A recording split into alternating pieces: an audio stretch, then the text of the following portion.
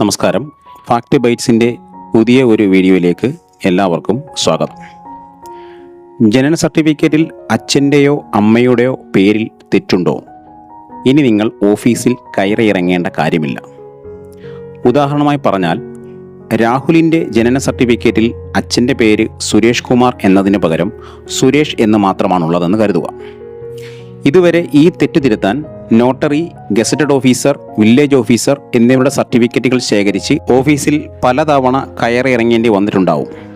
എന്നാൽ ഇപ്പോൾ സർക്കാർ വലിയൊരു ഇളവ് നൽകിയിട്ടുണ്ട്. ഇനി മാതാപിതാക്കളുടെ പേരിൽ തെറ്റ് തിരുത്താൻ 2 വ്യക്തികളുടെ പ്രസ്താവനകൾ മാത്രം മതി. അതോടൊപ്പം ശരിയായ പേര് തെളിയിക്കുന്ന ആധാർ, സ്കൂൾ സർട്ടിഫിക്കറ്റ് തുടങ്ങിയ രേഖകളും സമർപ്പിക്കണം. അച്ഛൻ്റെ പേരിൽ ഇനിഷ്യൽ ചേർക്കൽ, അമ്മയുടെ പേരിലെ അക്ഷരത്തെറ്റ്, വിവാഹശേഷം ഭാര്യയുടെ പേരിനൊപ്പം ഭർത്താവിൻ്റെ പേര് ചേർക്കൽ, വിലാസത്തിലെ ചെറിയ തെറ്റുകൾ എന്നിവയും ഈ രീതിയിൽ എളുപ്പത്തിൽ തിരുത്താം.